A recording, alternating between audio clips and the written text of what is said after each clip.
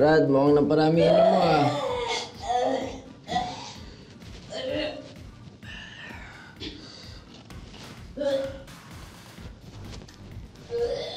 Brad, mukhang naparamihin mo. Uy.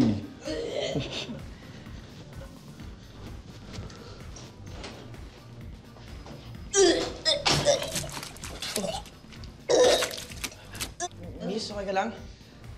Miss. Miss, nasasira ka ng mga lalaki. Miss, sige lang. Iingi akong tulong, ha? Saglit lang.